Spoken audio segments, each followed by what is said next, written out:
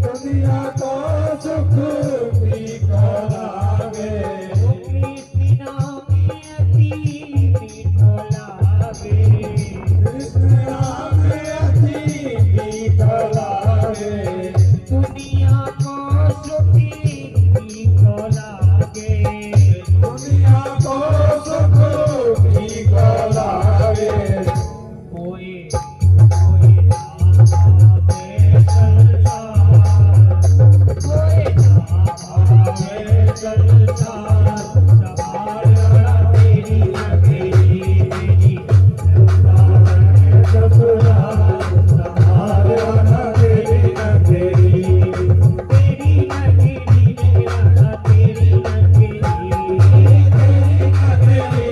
तेरी नगरी, ओ तेरी नगरी मेरा तेरी नगरी, तेरी नगरी, राधा तेरी नगरी,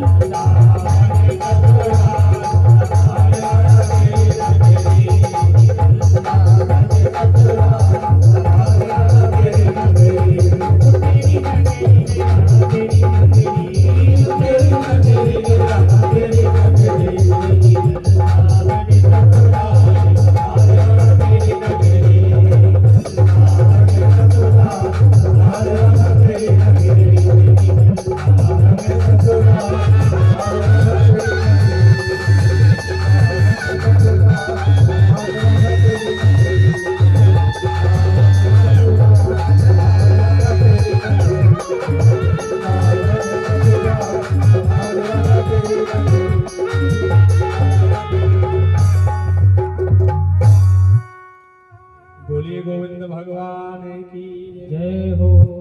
मीरा के पास क्या था? सिर्फ कृष्ण नाम को छोड़ के कुछ नहीं, कृष्ण नाम को गाया। आज मीरा को वो भक्ति प्राप्त हुई कि सारा संसार मीरा के नाम हो जाता है।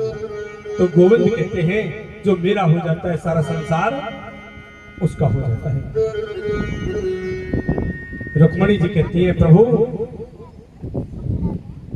जब ये संसार आपके इस सामने सलोने रूप पर मर मिटने को तैयार होता है, यदि आप सुंदर होते गोरे होते तो ये संसार क्या कर सकता, क्या कर?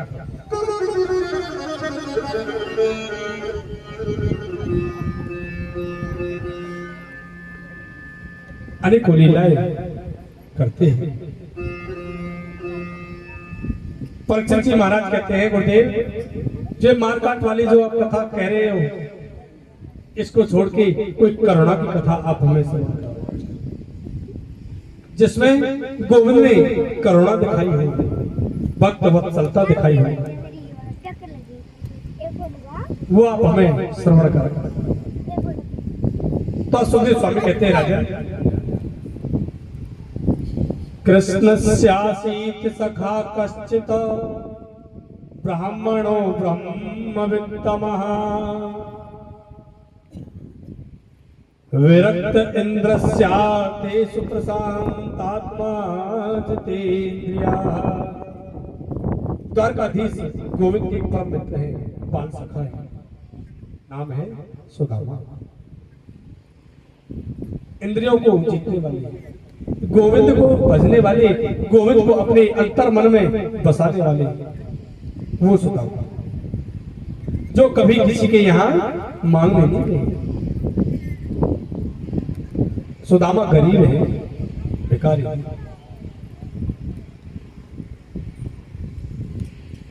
गोविंद की कृपा से जो प्राप्त हो गया उसी में संतोष रहते हैं, संतुष्ट होकर के जीवन यापन करते हैं। जैसे सुदामा है उन्हीं के अनुरूप उनकी पत्नी है, नाम है सुशीला। 4 पुत्र हैं। किसी दिन सुदामा के यहाँ पर भोजन है और किसी दिन भोजन नहीं है। किसी दिन जल पान करके ही सो जाते हैं, जब भोजन नहीं होता, जब बच्चे भोजन मांगते हैं तो देवी सुशीला चावलों को पीसती है और उनका एक लेप बना करके मुंह पे लगा देती है और बच्चों को जल पिला करके सुला देती है। इतनी गरीबी सुदामा की है। 2 वक्त का भोजन है सुदामा के पास, इतनी गरीबी। यहाँ तक कि तन पे पहनने के लिए कपड़े तक नहीं, फटे पुराने कपड़े पहनते हैं, लेकिन गोविंद के नाम को नहीं छोड़ते। और गोविंद से ये भी नहीं मांगते कि गोविंद इतनी गरीबी है, कुछ कृपा करो, मांगते भी नहीं। एक दिन देवी सुशीला ने कहा, स्वामी मैंने सुना है कि आपके परम मित्र हैं, बचपन के सखा हैं, तो वो आज द्वारका के राजा हैं। तो स्वामी क्यों ना आप उनसे कुछ धन मांग के ले आओ, कुछ तो सहारा लगेगा। सुदामा जी कहते हैं, देवी क्या तुम मांगने की कहते हो? मैं नहीं जाऊंगा। यदि तुम कहती दर्शन कर आओ तो मैं दर्शन करने चला जाता, लेकिन अब आपने कहा है कि मांगने जाओ, तो मांगने तो मैं नहीं जाऊंगा। मांगन सो गए मर गए, मांगन सो मर गए, मरे सो मांगन जाए। जो किसी से कुछ मांगने जाते हैं ना, मानो जीवित ही मृत है। उनते पहले वो मरे, जन्म को निकसत नाही। उनसे भी पहले वो मुर्दे के समान है, जिनके मुख से कभी कृष्ण नाम नहीं निकलता, गोविंद का नाम कभी नहीं निकलता। वो जीते जी ही मानो मुर्दे के समान है। और देवी तुम मांगने की कहते हो तो मैं नहीं जाऊंगा। सुशीला ने मन में विचार किया, ये तो मांगने के लिए जाने वाले नहीं, क्या करना। तो सुशीला ने अपने मन में एक उपाय सोचा। एक युक्ति लगाई, 5 घर से चावल मांग के लाई और 5 घर के चावल अलग अलग, और एक कपड़े को 2-4 जगह से सिला, कपड़े को कपड़े से जोड़ा और उसमें चावल डाल दिए। अगले दिन कहा, स्वामी यदि मैं कहूं कि आप गोविंद के दर्शन करके आओ तो? देवी तुम कहती हो कि गोविंद के दर्शन करके आओ, मैं दर्शन करने जाऊंगा, लेकिन मैं फिर कह रहा हूं मांग के कुछ नहीं लाऊंगा, मैं मांगूंगा नहीं लगता। मैंने जीवन में मांगना सीखा ही नहीं। मैं तो अपने गोविंद को, अपने द्वारका नाथ को भजता हूँ, उनके आशीर्वाद से जो मिल जाए उसी में संतुष्ट हूँ, सुखी हूँ। देवी सुशीला कहती है, स्वामी मैं आपसे मांगने के लिए नहीं कहती, आप जाओ और दर्शन करके ही आना, कुछ मत मांगो। ठीक है देवी, यदि कहती हो दर्शन करके आना है, कुछ नहीं मांगना है, तो मैं जाऊंगा। चलने के लिए तैयार हुई तो देवी सुशीला कहने लगी, स्वामी जब एक मित्र से मिलने जाता है ना, तो आप तो कई वर्षों हो गए आपको तो मिले हुए, बचपन के मिले हो, न जाने कितने वर्ष हो गए, पहले इतने वर्षों में पहली बार मिलने जा रहे हो, तो कुछ भेंट के लेके जाओ। भेंट भी क्या, कपड़े में 2 मुट्ठी चावल बांध दिए।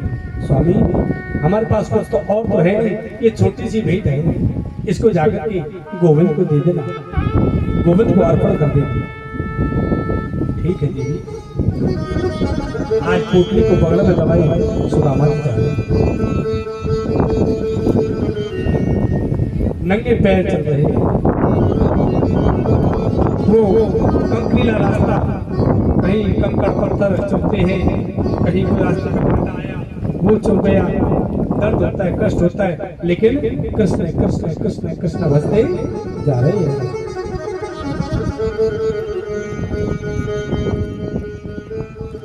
लेकिन जब गोविंद ने देखा मेरा सुदामा मुझसे मिलने आ रहा है, तो गोविंद आज पग पग पर सुदामा की सहायता करते हुए जा रहे हैं।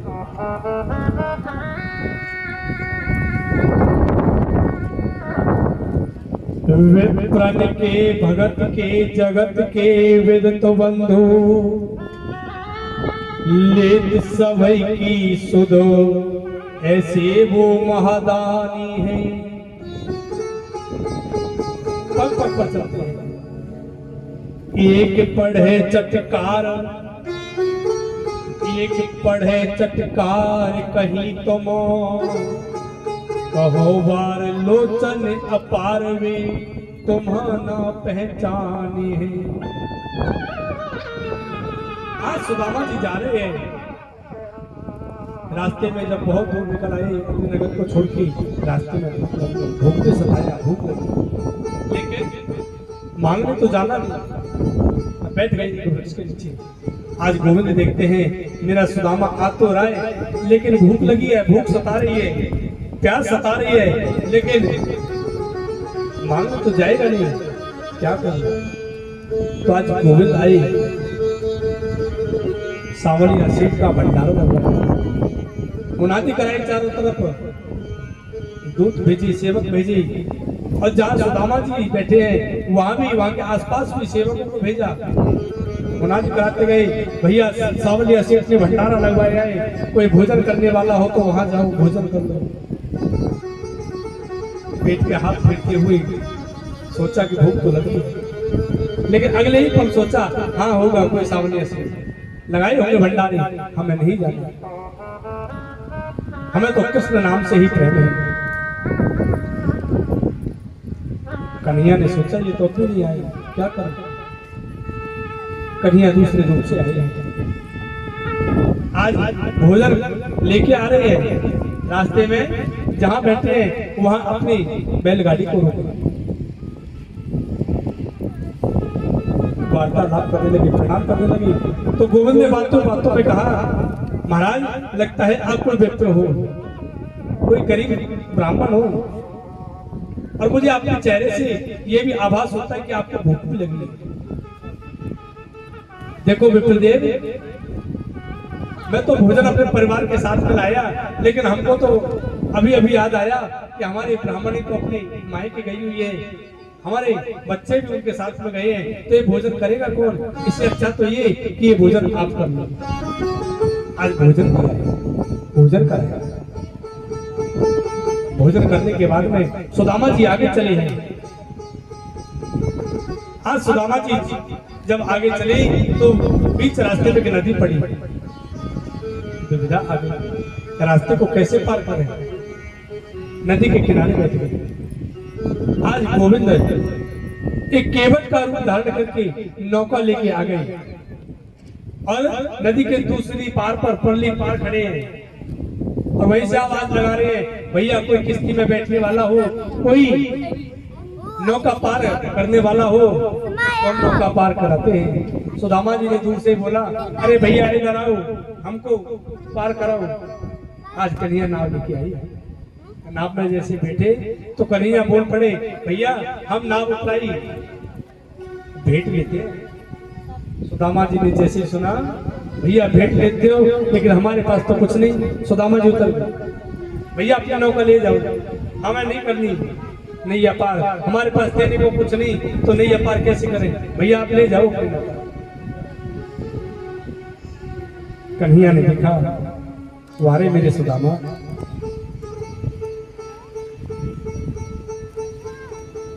अरे ब्राह्मण, आप जैसे ब्राह्मणों को तो हम ऐसे ही पार करा देते हैं, आप विराजमान हो जाओ।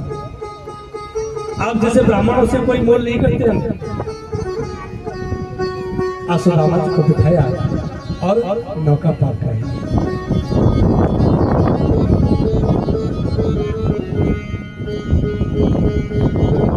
सुदामा जी आगे चले हैं, और जब चलते चलते थकावट हो गई, थक गए, तो वन में एक वृक्ष के नीचे बैठ गए। पैरों की बवाइयां फटी हुई, पैरों से रक्त निकल रहा है, कांटे लगे हैं, वो कंकर पत्थर पैरों में लग के बीमारियां फटी हुई है। आज उस वृक्ष के नीचे बैठे और बैठे बैठे वहीं पर आलस्य आने लगा, सो वहीं पर सो गई। गोविंद ने अपनी माया को आदेश दिया कि सुदामा को द्वारका की द्वारका पहुंचा दो। आज योग माया ने अपनी माया के द्वारा सुदामा को द्वारका में पहुंचा दिया। और जब आंखें खुली, आज जब आंखें खुली है तो क्या देखा? कोई नगरी है, कोई नगरी बसी हुई है। और आज खड़े हुए और चलने लगे।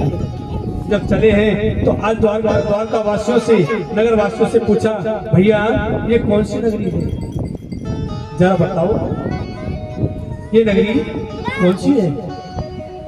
आज नगरवासी कहते हैं, भैया ये द्वारका नगरी है। अच्छा, आज द्वारका नगरी जैसे सुनी तो आज मन में विचार करते हैं, गोविंद बड़ी कृपा की, सोया वन में आंखें खुली तो द्वारका में। आज हाथ जोड़ते हैं सुदामा और अपने बचपन के उस एक पल के छल को याद करते हैं।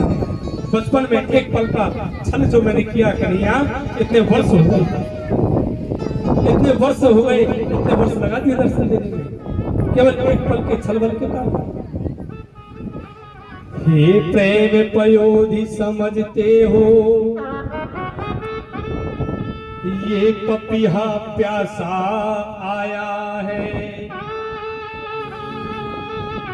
करुणा निधि यही समझ लेना, ये तुझे आज दर्शन करने आया है। फिर कहते कन्हैया, मैंने तो एक पल का छल किया था आपसे, और एक छल बल के कारण इतने वर्षों तक मैं आपसे दूर रहा। उस एक घड़ी के छल बल के कारण, उस एक घड़ी के छल बल के कारण तुमने मुझको अब तक तरसाया है। हे कृपा सिंधु यह नीच छली आज तुमसे क्षमा मांगने आया है।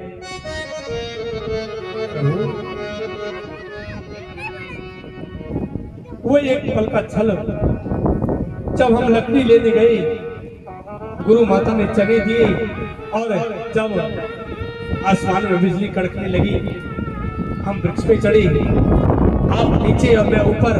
मैं चने खा रहा था, आवाज आई तो आपने मुझसे पूछा था कि सुदामा ये कटकट की आवाज कैसी? तो मैंने कहा, सुदामा भैया कन्हैया, ये जो आंधी चल रही, तूफान चल रही, इससे कोई वृक्ष टूट गए हैं, इससे कटकट की आवाज आती है। वो छल मैंने आपसे किया, और उस एक पल के छल बल के कारण मुझको आपने तरसाया है, अपने से दूर रखा, अपने दर्शन से वंचित किया। हे दया निधि, हे द्वारकानाथ, आज हे कृपा सिंधु के सागर, मैं उस एक छल बल की क्षमा मांगने आज आपसे आया, कृपा करो।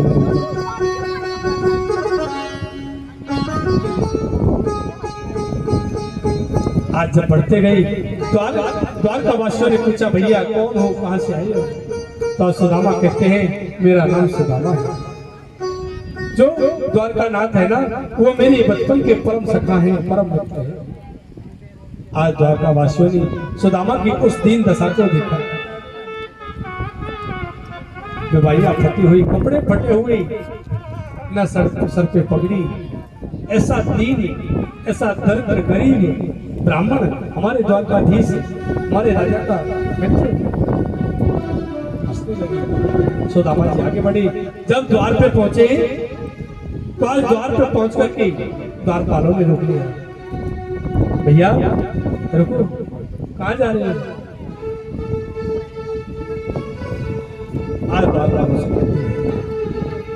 भैया मैं बड़ी दूर से आया हूँ और द्वारकानाथ से मिलना चाहता हूँ। द्वारपालों ने कहा, यही रुक जाओ, पहले हम संदेशा लेके जाएंगे।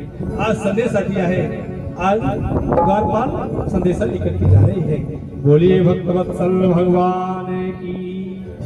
देखो देखो ये गरीबी, यह गरीबी का हाल, किस कृष्ण के दर पे यह विश्वास लेके आया हूँ। मेरे बचपन का यार है मेरा मोहन, यही सोच कर मैं आस लेके आया हूँ। जय हो।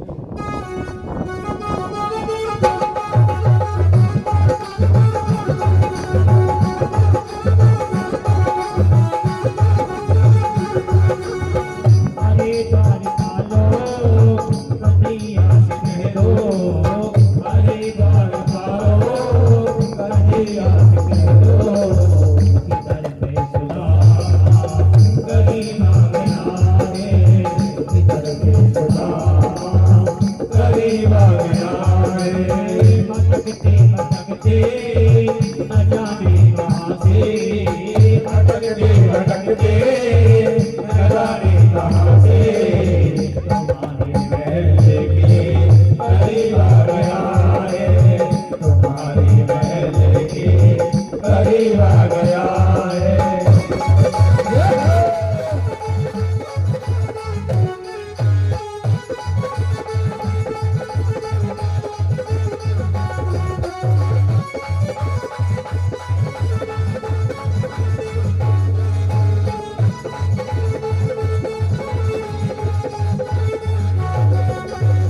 न सर पे है पगड़ी न तन पे है जामा, बता दो कन्हैया को नाम है सुदामा, बता दो कन्हैया को नाम है सुदामा। न सर पे है पगड़ी न तन पे है जामा, बता दो कन्हैया है सुदामा। न सर पे है पगड़ी न तन पे है जामा, बता दो कन्हैया को नाम है सुदामा, बता दो कन्हैया को नाम है सुदामा।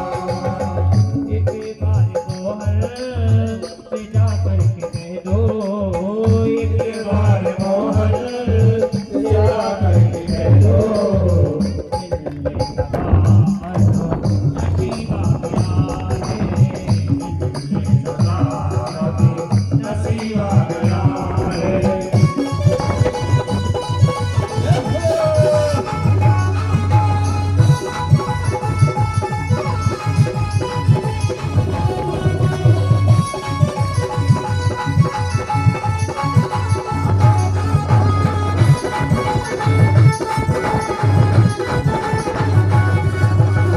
सुनते ही दौड़े चले आए मोहन, लगाया गले से सुदामा को हाथ, लगाया गले से सुदामा को हाथ। वो सुनते ही दौड़े चले आए मोहन, लगाया गले से सुदामा को हाथ। सुनते ही दौड़े चले आए मोहन, लगाया गले से सुदामा को हाथ, लगाया गले से सुदामा को हाथ। हुआ दुखड़ी को बहुत ही हमको, हुआ दुखड़ी को बहुत ही हमको, अजीब आ गया है, अजीब आ गया है।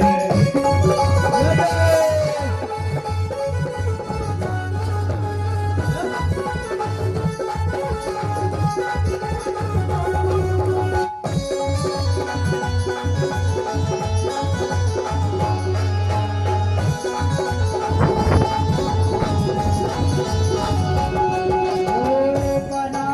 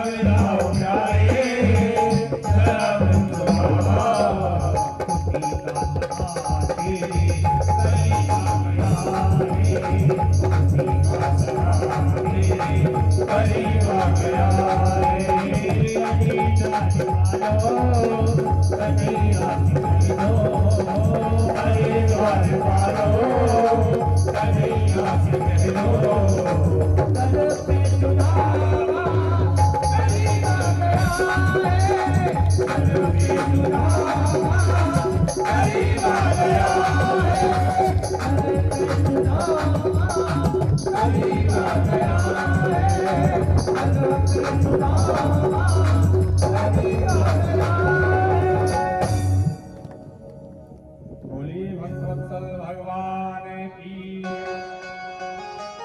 आज जैसे ही द्वारपाल पहुंचा है गोविंद के पास और जाके संदेशा दिया,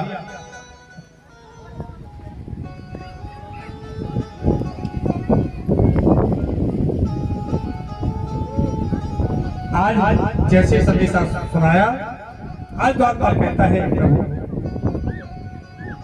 सी से पगा न झगा तन पे, सी से पगा न झगा तन में प्रभु, चांद को आई बसो की ग्राम, धोती फटी सी लटी तुपटी और पाई उपनहु की साम, द्वार खड़ो तुझ दुर्बल एक रहो, सो वसुधा अभिराम, पूछत दीन दयाल को धाम, पूछत दीन दयाल को धाम, बतावत अपनो नाम सुदाम। महाराज नाथ एक भिक्षुक कड़ा, विप्र सुदामा है नाम, मुझे बताया कुछ नहीं, कहता प्रभु सो का।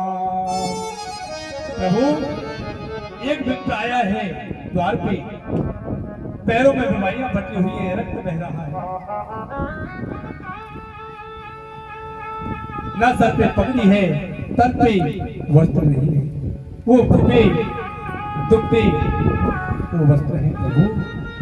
और प्रभु कहता है मेरा नाम सुदामा है, अपना नाम सुदामा बताता है। आज जैसे गोविंद ने द्वारकानाथ ने सुना सुदामा, तो आज द्वारकानाथ दौड़ पड़े हैं सुदामा नाम सुनते, मेरा मित्र मेरा सुदामा आया है, सुदामा मेरा सुदामा आया। खुद खुद भूल गए, सुदामा नंगे पैर आया। आज प्रभु अपने खड़ाऊ अपने चरण पादुका पहनना भूल गए। आज रुक्मणी जी देखती है, आज ये कौन सा ऐसा अजीब मेहमान आया है जिसके लिए आज कन्हैया नंगे पैर दौड़ पड़े और ना मुकुट पहना ना आशुद्ध हो रहे। आज सेवकों से टकराते हुए भिड़ते हुए दौड़ दौड़ाते हुए जा रहे हैं।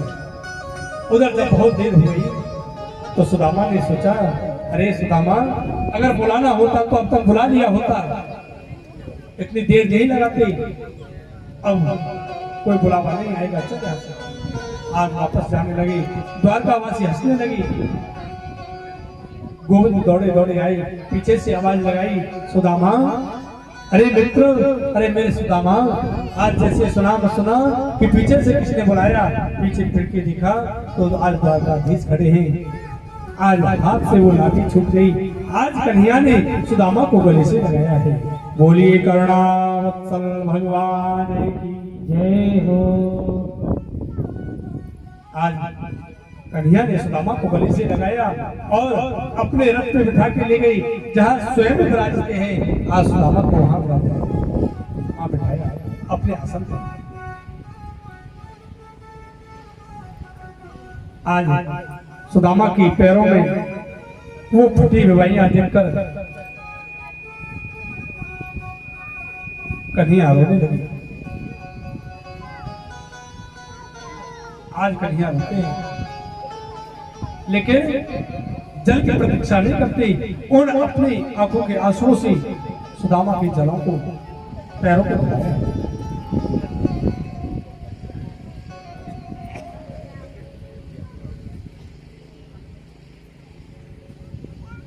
आज सुदामा को स्नान कराया, स्नान करा के सिंहासन पर बिठाया, भोजन कराया। सुदामा जी बड़े प्रेम से बैठे, वार्तालाप चल रही है।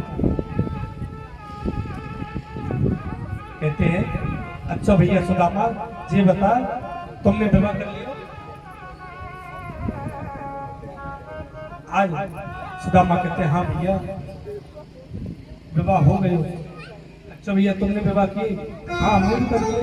कन्या कहते हैं, भैया विवाह तो किया लेकिन अपने बेटे को नहीं बुलाया विवाह में, बुलाना भूल गए। अच्छा भैया तुमने कितने विवाह किए? भैया मेरे तो बहुत विवाह हुए।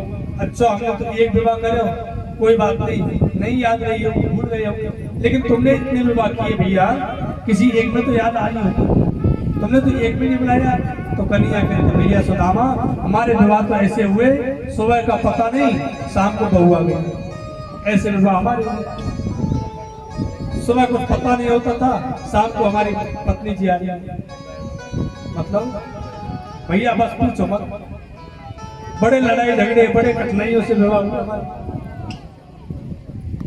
सुदामा जी उस पोटली को जो लेके आए थे उसको छुपाते हैं, वो कन्या के नजर पड़ गई। अच्छा सुदामा ये क्या छुपा रहे हो? लाओ हमारी भाभी जी ने कुछ भेजा है ना, लाओ हमको दो।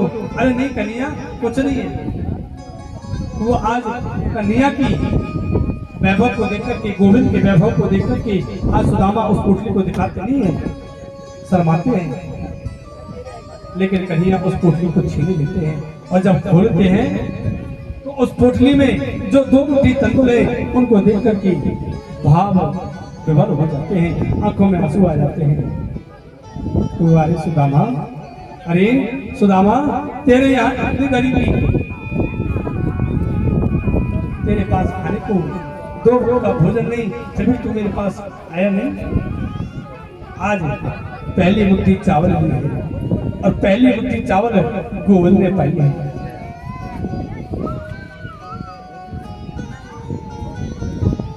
आज पहली मुट्ठी में कन्हैया ने पृथ्वी लोक की संपदा सुदामा के नाम की, दूसरी मुट्ठी चावल में स्वर्ग की संपदा सुदामा के नाम की, और जब तीसरी मुट्ठी खाने लगे तो देवी रुक्मिणी का हाथ पकड़ा, कहने लगी, हाथ गयो प्रभु को कमलाने, हाथ गयो प्रभु को कमलाने, कहीं नाथ कहा तुमने चितधारी है,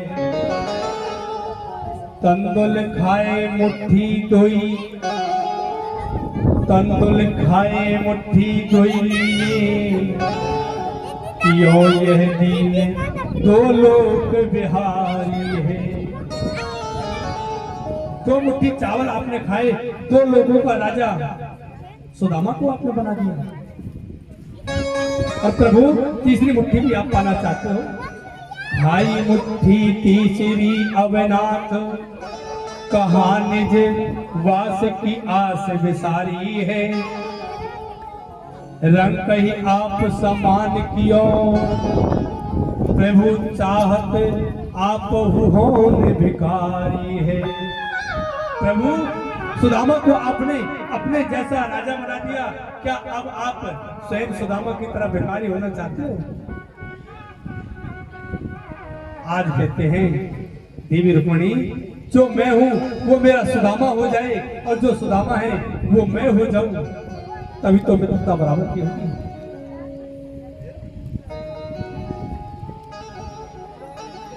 जो 1 मुट्ठी चावल बचा वो रुक्मिणी आदि रानियों ने खाया। रुक्मिणी ने दिव्य रूप धारण करके सुशीला को दर्शन दिया, सुशीला को श्री यमुना का वरदान दिया कि वृद्धावस्था और काल का प्रभाव कभी तुम्हारे ऊपर नहीं होगा, सदैव युवा बनी रहोगे। और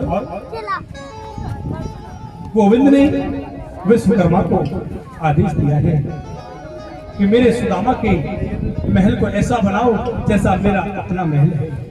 और सुदामा के यहाँ पे विश्वकर्मा जी गए, जाकर के सुशीला को प्रणाम किया, लेकिन सुशीला कहती है विश्वकर्मा जी से, नहीं महाराज, जिन घरों से हमने मांग मांग के भोजन खाया, जिन घरों से हमने मांग मांग के अपने पेट अपना पालन किया है, पहले उनके महल बनने चाहिए।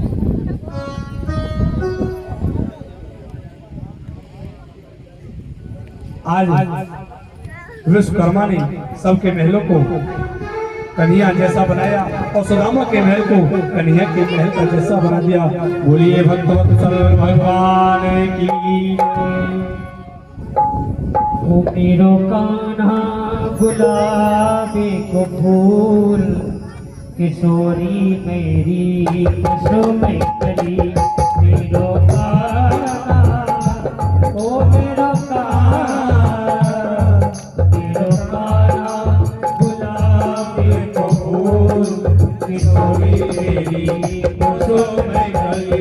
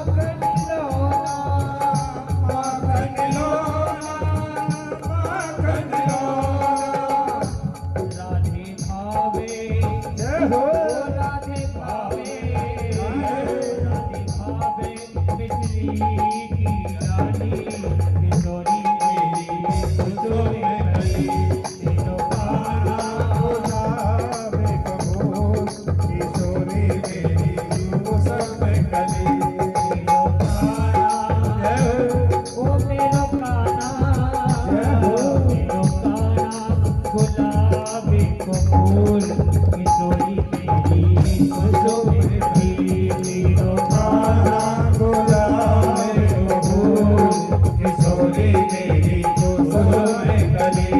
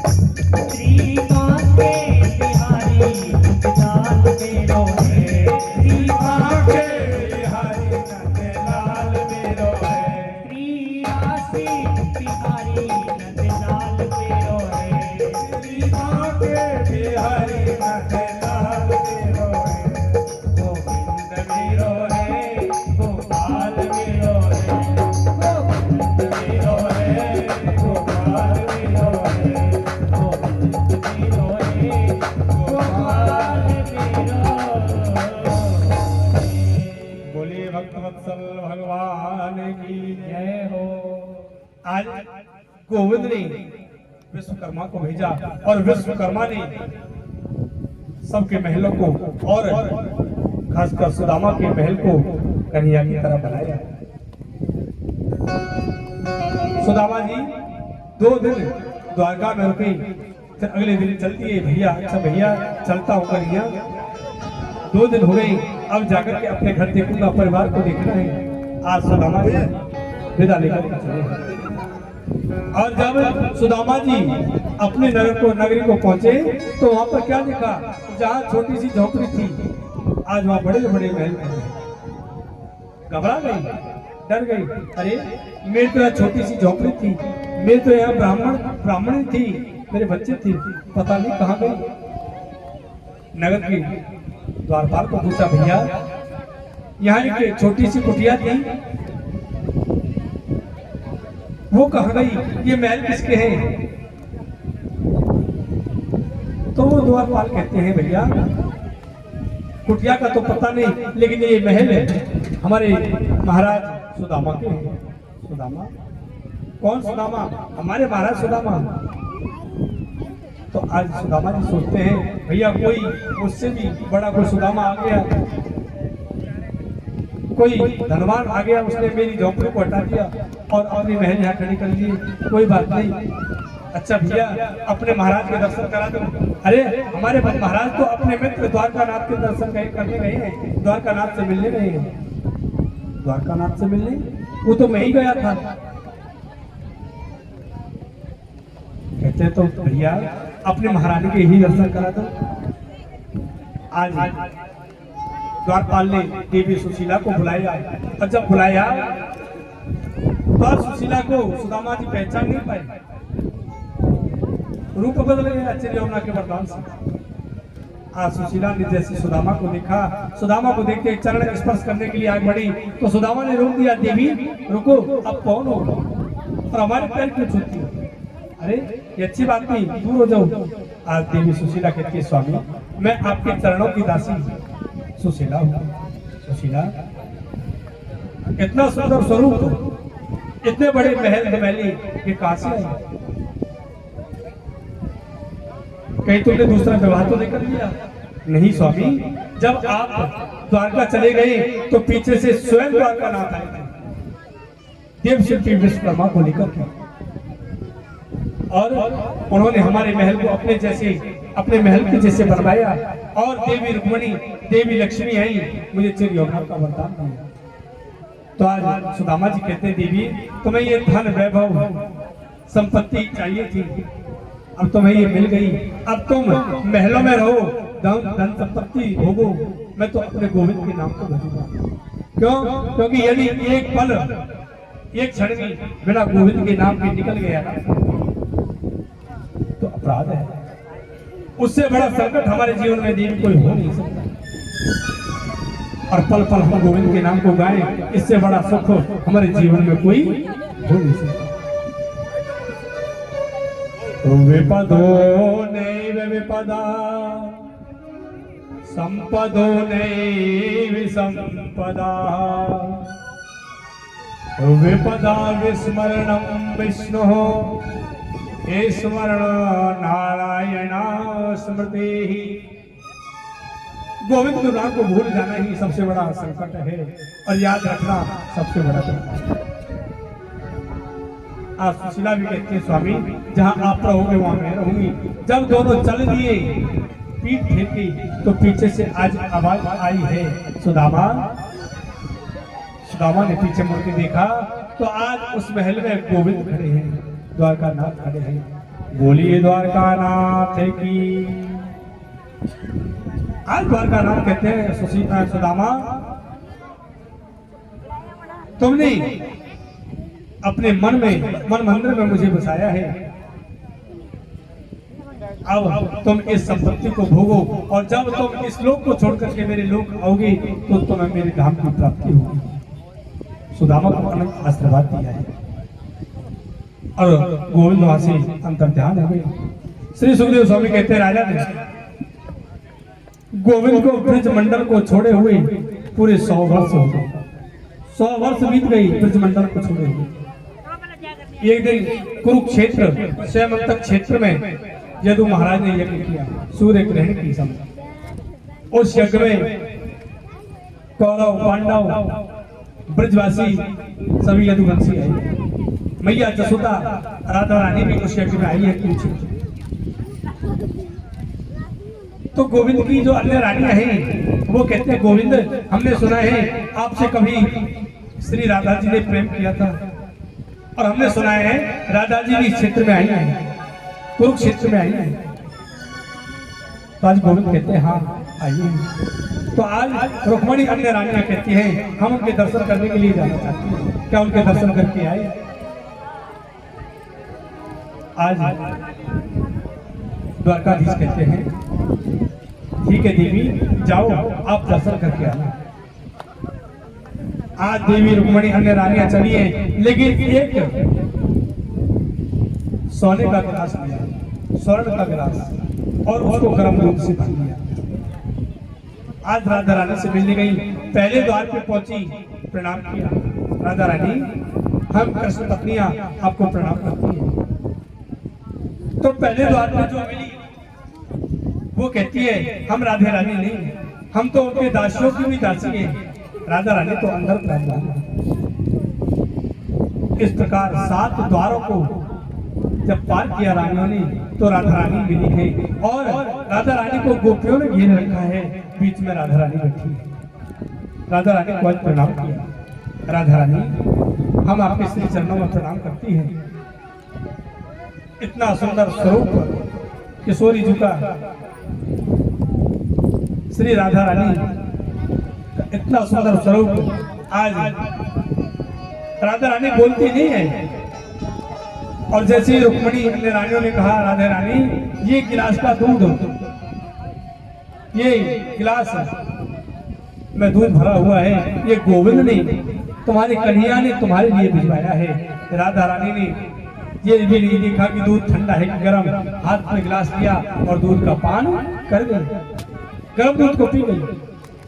राधा रानी से वार्तालाप करने के बाद में और भेंट करने के बाद में जब वो रानी उनकी आई तो कन्हैया बैठे हैं, कन्हैया के पैरों में मोटे मोटे छाले पड़े हुए थे। तो रुक्मणी जी ने कहा, स्वामी ये छाले कैसे प्राप्त हुई? ये कहीं आप गए थे क्या? कहीं धूप में चल के गई या कंकरीले रास्ते पे गई हो? नहीं दीदी, ऐसा कुछ नहीं, हम तो यहीं बैठे हुए हैं। अच्छा, तो ये मोटे मोटे छाले आपके पैरों में कैसे आए? तो गोविंद कहते हैं, देवी अभी अभी आपने ही तो हमें छाले दी। कैसे? देवी याद करो, अभी अभी राधे रानी को आप गर्म दूध पिला के आए और राधा रानी के हृदय में मेरे चरणों का वास है। उन्होंने बिन पूछे बिन देखे वो दूध पान कर लिया और वो गर्म दूध मेरे पैरों में जाके लगा, मेरे चरणों में जाके लगा, जिससे ये छाले हो गई। आज इस प्रेम को देख करके कृष्ण पत्नियों ने गोविंद से, श्री राधा रानी से क्षमा याचना की है। उसी क्षेत्र में मैया जसोदा नंद बाबा आए हैं। जब मैया जसोदा को पता लगी कि मेरा कन्हैया इस क्षेत्र में आया है, कुछ क्षेत्र में आया है, तो आज जहां जहां शिविर लगे हैं, शिविरों के बाहर से कान्हा कान्हा कहते हुए, आवाज लगाते हुए जाती है। जिस शिविर में कन्हैया जी बैठे थे, उस शिविर के पास से जब निकली तो आज वो आवाज, मैया जसोदा की आवाज कन्हैया के कानों में गई। कन्हैया ने पहचान लिया, ये तो मेरी मैया जसोदा की आवाज है, मेरी मैया जसोदा मुझे ढूंढ रही है। आज शिविर से बाहर निकल के आए और पीछे से आवाज लगाई है, मैया। आज जैसे ही मैया जसोदा ने आवाज सुनी, पलट के देखा तो सामने कन्हैया। आज मैया जसोदा ने अपने अंग में कन्हैया को बंध लिया, गले से लगा लिया। आज कन्हैया ब्रजवासियों के पास में आए हैं मैया जसोदा के साथ और आकर के सभी ब्रजवासियों से भेंट की, सभी ब्रजवासियों से मिले। मिलने के बाद में सभी अपने अपने घर को प्रस्थान कर गए। श्री सुखदेव स्वामी कहते हैं, परीक्षित, कन्हैया से तुम्हारा कोई एक संबंध नहीं, तीन संबंध है। पहला संबंध कि कन्हैया ने तुम्हारी माता के गर्भ में तुम्हारे प्राणों को रक्षा किया, ब्रह्मास्त्र से तुम्हें गर्भ में बचाया। और एक संबंध ये कि जो जीव है, जीव का संबंध उस परमात्मा से होता है। क्यों? जीव पर ब्रह्म का ही तो अंश होता है। और तीसरा संबंध परीक्षित, जो तुम्हारी दादी थी ना सुमित्रा, वो गोविंद की बहन, सगी बहन। ये तीन संबंध है तुम्हारी कन्हैया से। आज श्री सुखदेव कहते हैं, राजा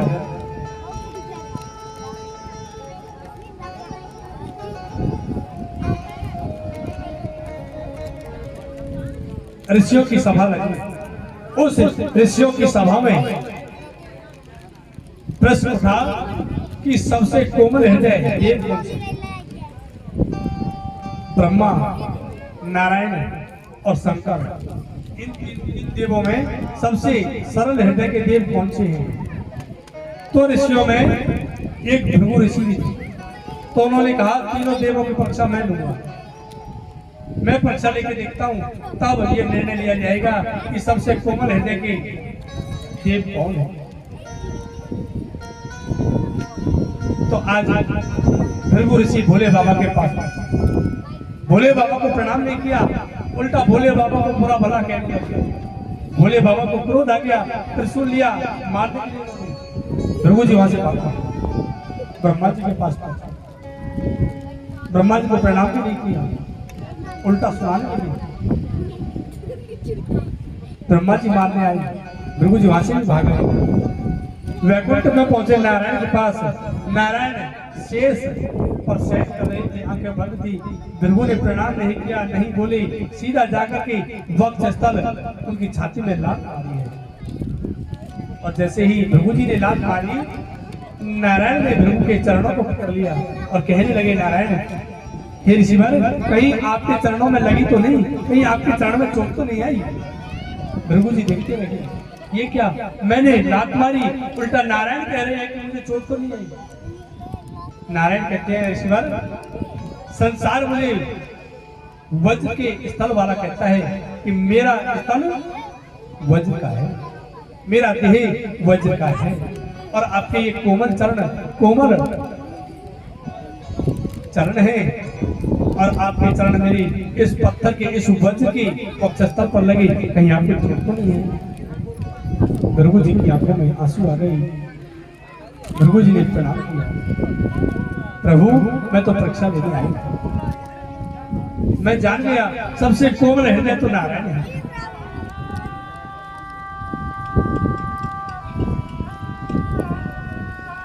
ऋषियों ने स्वीकार किया, जो सबसे कोमल हृदय वाले हैं वो तो परब्रह्म नारायण है, उनके अलावा कोई नहीं।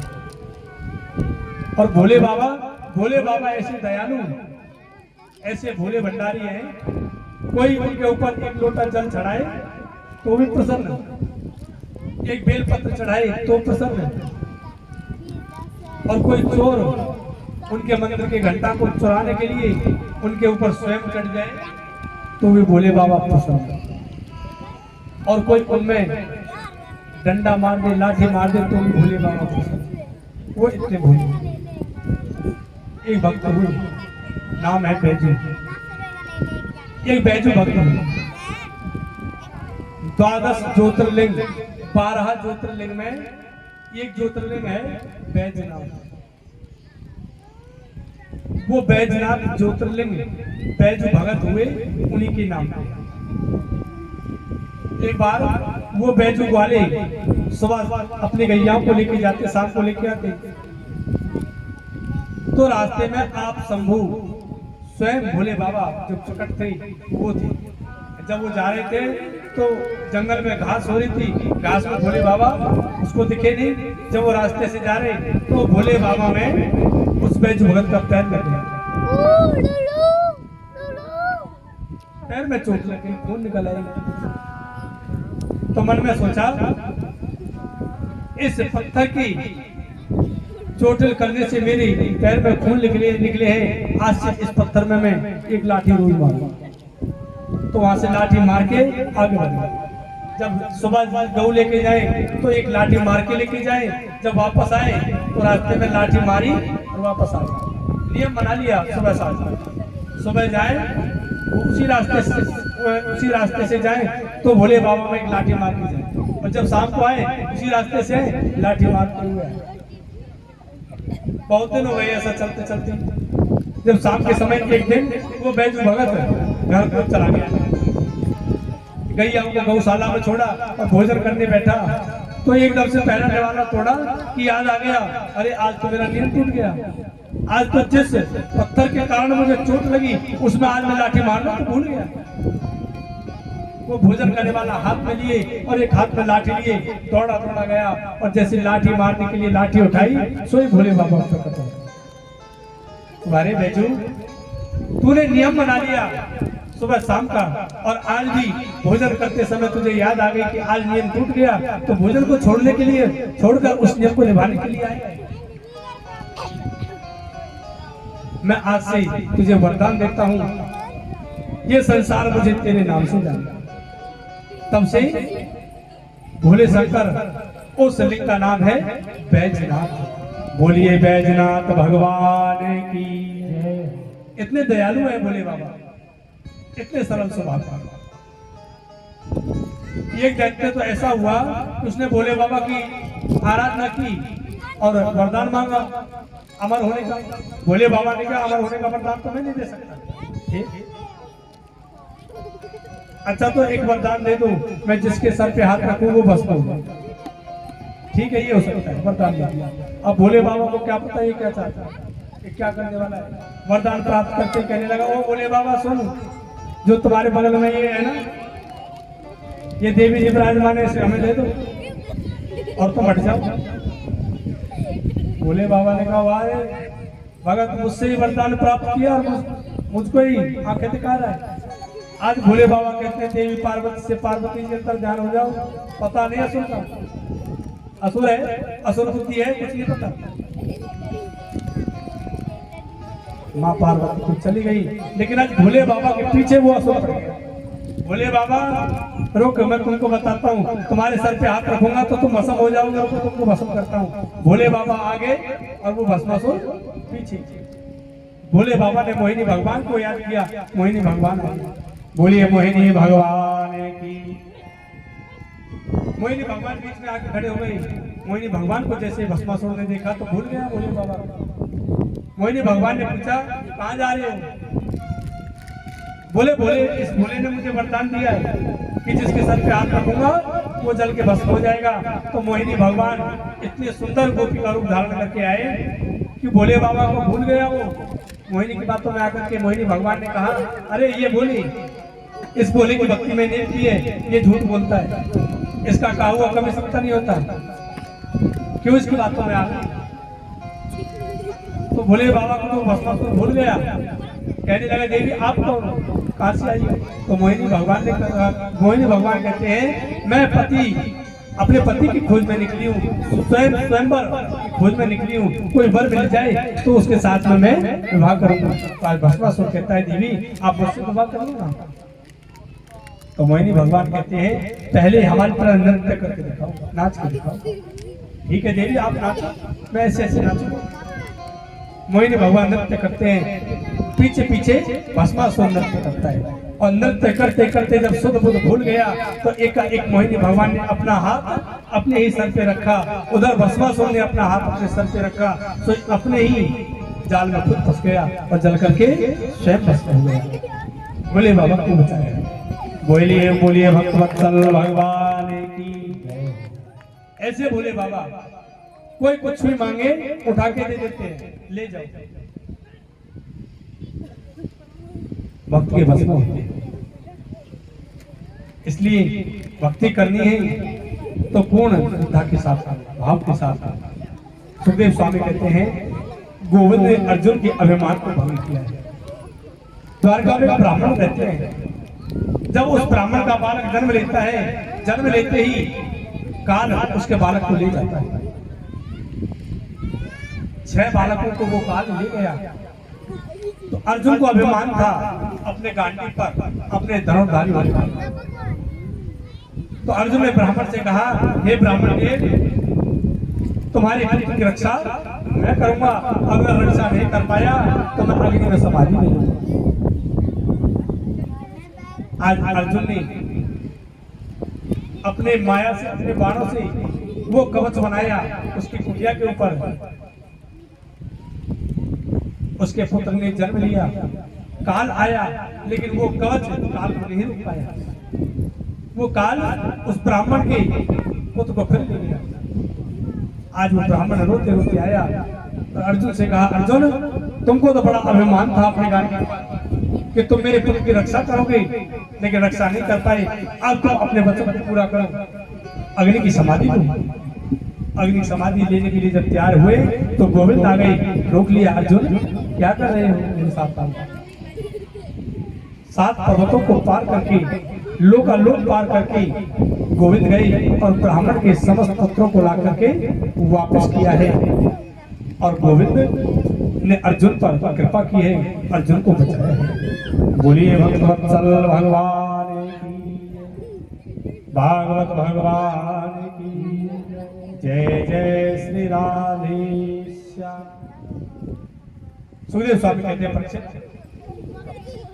गोविंद भगवान है, गोविंद का वंश बहुत बड़ा है, परिवार बहुत बड़ा है, लेकिन समय समय पर अपने परिवार को अपने पास बिठाते हैं, अपने पुत्रों को, प्रपौत्रों को अपने पास बिठाते हैं और उपदेश करते हैं। कहते हैं कि बेटा ये जीवन हमें किस लिए मिला है, किस लिए प्राप्त हुआ। तो पुत्र कहते हैं पिताजी खाने पीने के लिए, राजपाट संभालने के लिए, मनोरंजन करने के लिए। तो गोविंद कहते नहीं बेटा, ये जीवन हमें संत चरणों की सेवा करने के लिए प्राप्त हुआ है, उस नारायण की भजन करने के लिए प्राप्त हुआ है। व्यर्थ का जीवन। और देखो संसार में बिगड़ने के चार कारण से मनुष्य बिगड़ जाता है। रूप यौवन संपत्ति प्रभुत्तम विवेकिता एकैकिमप्यनर्थाय किम यत्र चतुष्टयम् महा। चार साधन मनुष्य के बिगड़ने के। पहला है रूप। सुंदर रूप यदि प्राप्त है तो अभिमान आ जाता है, अहंकार आ जाता है। रूप यौवन, युवा अवस्था का अभिमान हो जाता है, मद हो जाता है। तीसरा है संपत्ति, अपार संपत्ति का प्राप्त हो जाता है। चौथा है पद, कोई बड़ा पद मिल जाना, अभिमान भर देता है, अहंकार भर देता है। ये चार साधन जब व्यक्ति के पास आते हैं तो व्यक्ति को जीव को मद हो जाता है, अहंकार हो जाता है और उस नारायण को भूल जाता है और अपराध कर देता है। ऐसे ऐसे सुखदेव स्वामी कहते हैं राजा, एक दिन द्वारका में सप्तर्षि मंडल आया। विश्वामित्रो अत्रिशित कर्णो दुर्वासा भृगुअंगिरा कश्यपो वामदेवो वशिष्ठो नारदादया। ये सप्तर्षि आए एक दिन द्वारका में। तो आज गोविंद के पुत्र अपने मन में विचार करते हैं, हमारे पिताजी बड़ा कहते हैं, संत बड़े त्रिकालदर्शी होते हैं, बड़े ज्योतिषाचार्य होते हैं, जानते हैं। आज चलो इनकी परीक्षा लेते हैं। आज अन्य रानियों के पुत्रों ने सत्यभामा के पुत्र शाम को साड़ी पहनाई, गोपी रूप में सजाया, पेट पर कुछ वस्त्र बांधे और घूंघट लगाया।